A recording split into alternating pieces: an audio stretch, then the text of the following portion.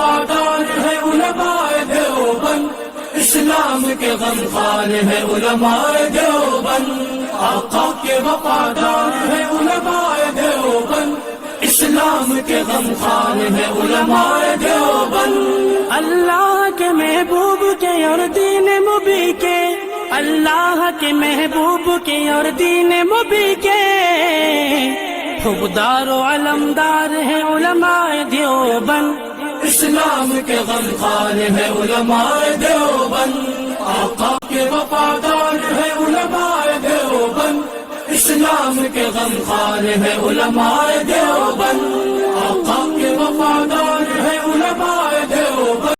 مولوی علی مرتضی صاحب، متعلم مدرسہ عربیہ گلزار حسینیہ اجراڑہ، میں ان سے انتہائی ادب و احترام کے ساتھ گزارش کرتا ہوں کہ آپ تشریف لائیں اور سامعین کو اپنے ناصحانہ کلام سے مختصر اور جامع الفاظ میں محظوظ فرمائیں۔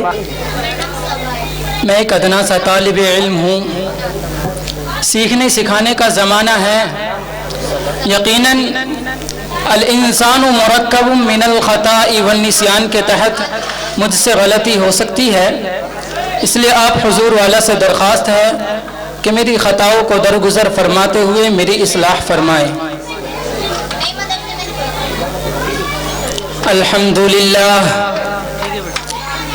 الحمدللہ رب العالمین والصلاة والسلام على سيد الأنبياء والمرسلين وعلى آله وشهداء الكرام وأصحابه العظام رضوان الله عليهم أجمعين، أما بعد،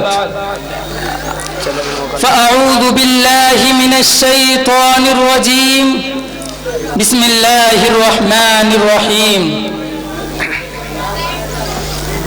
دہکتی آگ میں تنکے نہیں گراتے ہم، شکستہ پیڑ کے پتے نہیں جھڑاتے ہم، ہمارے خون کی چیٹیں بھی ملیں گی سرحد پر، زندہ قوم کے پتلے نہیں جلاتے ہم۔ ماشاءاللہ، بہت خوب۔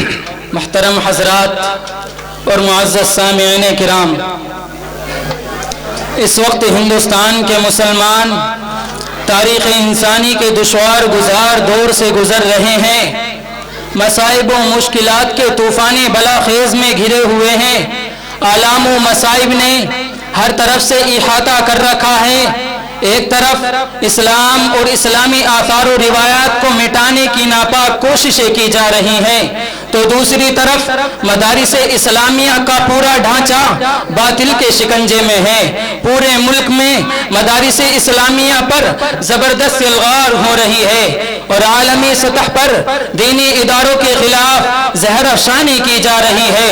کوئی دن ایسا نہیں گزرتا کہ فرقہ پرست تنظیم کا کوئی اہم لیڈر مدارس اسلامیہ کے خلاف حرز سرائی نہ کرتا ہو۔ کبھی ان اداروں کو قومی دھاروں سے منحرف بتایا جاتا ہے، کبھی انہیں رجعت پسندی کا طعنہ دیا جاتا ہے، ورجے کے باطل طاقتیں مدارس اسلامیہ کے خلاف کھل کر سامنے آ گئی ہے اور تعصب سینوں سے نکل کر شارع عام پر آ چکا ہے۔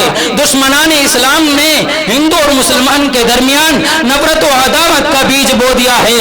اسی پر بس نہیں بلکہ آج ہمارے ان مدارس کو دہشت گردی کا اڈا قرار دیا جا رہا ہے کہ جن مدارس میں بڑے بڑے علماء کرام، مفتیان عظام، بزرگان دین پیدا ہو رہے ہیں، مگر آج یہ فرقہ پرست اسلام کے دشمن، اللہ کے باغی، فرعون کے حامی، نمرود کے ساتھی، شیطان کے پجاری، ان پاکیزہ مراکز کو، ان مدارس و مساجد کو جہاں دین اسلام کی تعلیم ہوتی ہے، جہاں رب العالمین کی ربوبیت کا اعتراف ہوتا ہے، انہیں مدارس و مساجد کو دہشت گردی کا مراکز کہہ رہے ہیں۔ مسلمانوں ذرا سوچو، تمہاری ایمان پر ضرب لگائی جا رہی ہے، تمہاری حمیت کو للکارا جا رہا ہے، تمہارے کلام کو جلایا جا رہا ہے، تمہارے ایمان کا سودا کیا جا رہا ہے۔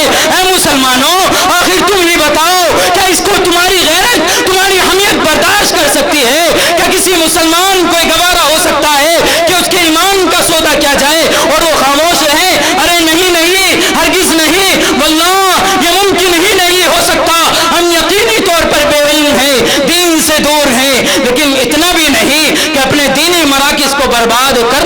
اجازت دے دے۔ اب زمانہ خاموش رہنے کا نہیں بلکہ للکار کر کہنے کا ہے کہ جنوں میں گردش ماحول کا رخ موڑ دیتے ہیں، کہ جنوں میں گردش ماحول کا رخ موڑ دیتے ہیں۔ ارے وہ ہیکل ہم ہے جو باطل کا پنجہ توڑ دیتے ہیں۔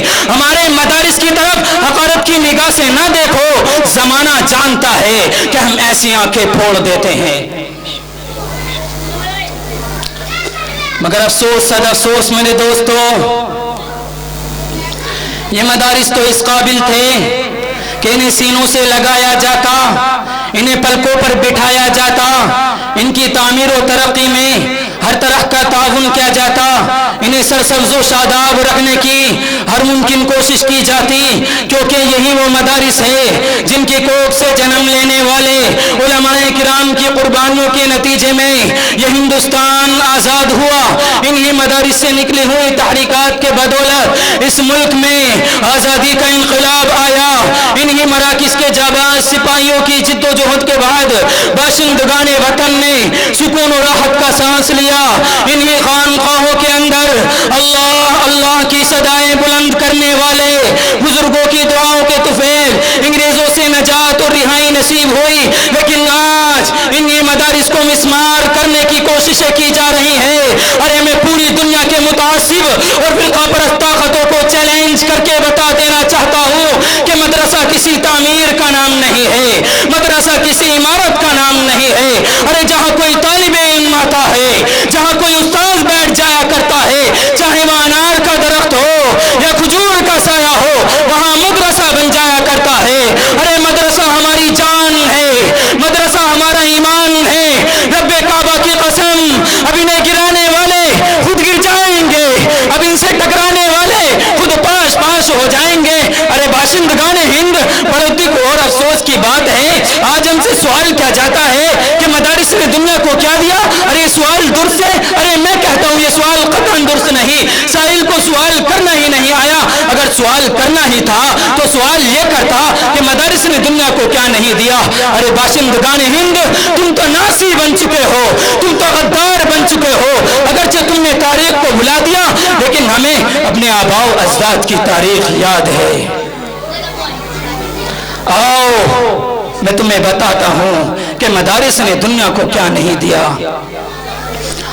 ارے ہاں مدارس نے دنیا کو بزدلی اور پس حوصلگی کا سبق نہیں پڑھایا، مدارس نے دنیا کو خود غرضی اور مفاد پرستی نہیں دی۔ ارے ہندوستان، میں تجھ سے پوچھتا ہوں کہ تجھے انگریزوں کی جوتوں سے اٹھا کر اقتدار پر کس نے بٹھایا؟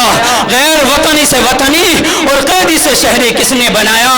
اور ہم سے ہمارے کام نامے داستان معلوم کرنے والوں، میں تمہیں کیا بتاؤں اور کہاں تک بتاؤں؟ اگر تم سے ہو سکے تو ہماری داستان افریقہ کے برپا کے طوفان سے پوچھو، ہماری داستان عدالت کے کٹہرے سے پوچھو، ہماری داستان شاملی کے میدان سے پوچھو۔ یہ تمام کے تمام ہمارے خلوص و وفا کے نغمے سنائیں گے۔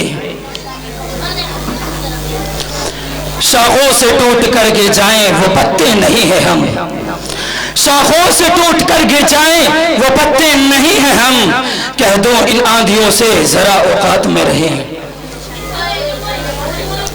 مسلمانوں، عقل و خرد کو استعمال میں لاؤ، کیونکہ حضرت نانوتوی کی روح ہمیں آواز لگا رہی ہے، حضرت شیخ الہند کا جگر ہمیں صدائیں دے رہا ہے، اور جملہ کابیر کے سینے چیخ چیخ کر ہم سے کہہ رہے ہیں کہ اگر اس ملک میں مدارس قائم ہے تو ہمارا وجود قائم ہے، اگر یہ دینی مراکز مامون ہے تو مسلمانوں کی عزت و آبرو مامون ہے، اگر یہ دینی چراغ روشن ہے تو مسلمانوں کی عزت و آبرو مامون ہے۔